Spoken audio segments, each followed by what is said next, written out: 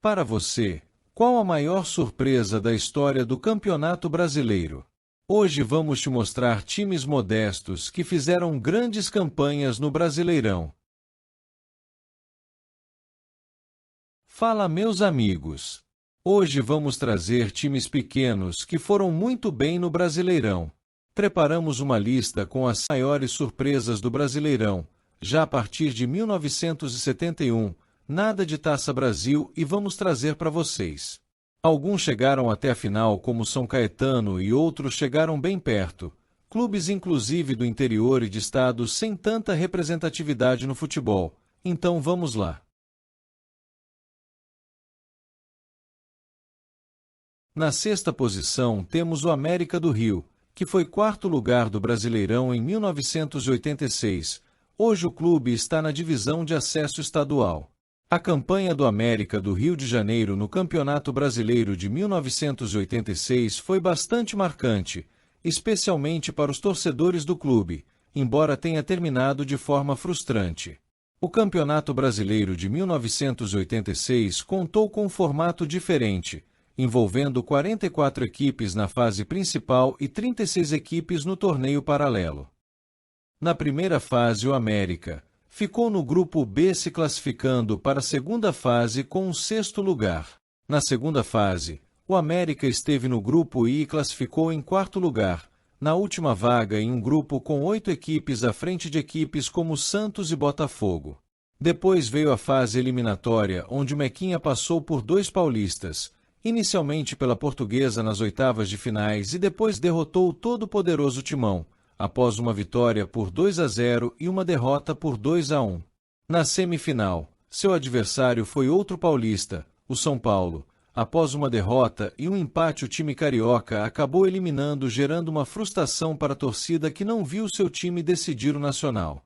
Caso tivesse passado, a final seria contra o Guarani em uma das finais mais aleatórias do Brasileirão. No fim, um quarto lugar que seria a melhor campanha da equipe na história do Nacional. Se você gosta de camisa de time, eu tô deixando na descrição desse vídeo e no comentário fixado o link para você comprar as melhores camisas de time por um preço bem barato. Já clica no link e conheça.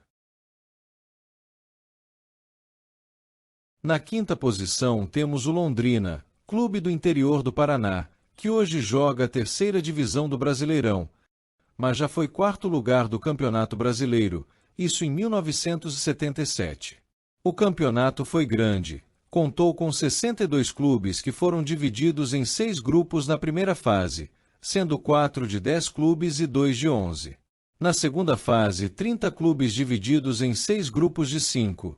A terceira fase também foi em grupos e depois tivemos a semifinal e final. Tivemos ainda uma repescagem, os eliminados. O campeonato teve uma regionalização e o Londrina esteve no grupo D, mas não avançou para a segunda fase, indo para a repescagem, ficou no grupo P, foi primeiro e voltou para a competição. Na terceira fase, o Londrina foi para o grupo S e foi primeiro, superando os gigantes do futebol brasileiro, Vasco da Gama, Corinthians, Santos, Flamengo e também o Caxias, fazendo história e chegando às semifinais do Brasileirão. Nas semifinais, o Londrina acabou pelo Atlético Mineiro após um empate e uma derrota e ficou na quarta posição. Na quarta posição temos o Brasil de Pelotas, que foi quarto lugar em 1985. Em 2024, o Brasil de Pelotas disputou a quarta divisão, mas voltando a 1985, 44 times na primeira fase divididos em 4 grupos, sendo 2 grupos de 10 e 2 grupos de 12. Na segunda fase, mais 4 grupos de 4 e depois fase eliminatória. O Brasil de Pelotas estava na primeira fase no grupo D, ficando em quarto lugar na classificação do grupo. Era um grupo sem times grandes. Na segunda fase, quando juntou tudo, o Brasil ficou no grupo F e foi primeiro, à frente de Flamengo, Ceará e Bahia. Só o primeiro avançava e o Brasil foi às semifinais. Na semifinal enfrentou o Bangu, em uma das semifinais mais aleatórias do Brasileirão, ou digamos, o campeonato mais aleatório da história. o Brasil foi superado pelo Bangu, que seria vice-campeão, perdendo o título para o Coritiba. Na classificação geral, o Brasil ficou em terceiro lugar. Se chegou até aqui e ainda não deixou o like, já deixa o gostei pra gente, e se não for inscrito, já se inscreve no canal. Na terceira posição, vamos voltar a 1977. Agora vamos falar do Operário de Campo Grande, que foi terceiro lugar daquele campeonato. Já explicamos o campeonato em si, então vamos trazer a campanha do Operário, que ficou no grupo A e encerrou a primeira fase em quarto lugar em um grupo com 10 equipes, passavam 5. No seu grupo, times como Grêmio e Inter, a grande maioria do sul do país. Na segunda fase, ficou no grupo J e foi segundo em um grupo de 5, onde classificam 3. O Operário ficou atrás apenas do Botafogo e à frente de times tradicionais como o Fluminense. Na terceira fase final, no grupo V, terceira fase que tinha 4 grupos de 6 e apenas o campeão de cada grupo ia às semifinais, e não é que o Operário venceu seu grupo ficando à frente de times como Santa Cruz, Palmeiras e América do Rio, e com isso foi até as semifinais.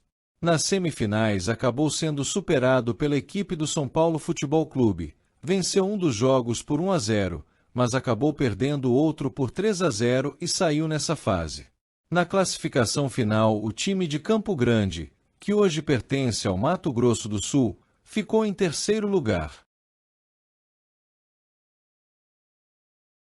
O nosso segundo time na lista é o Bangu, vice-campeão brasileiro no ano de 1985. Já falamos aqui também o campeonato de 85, quando falamos da campanha do Brasil de Pelotas.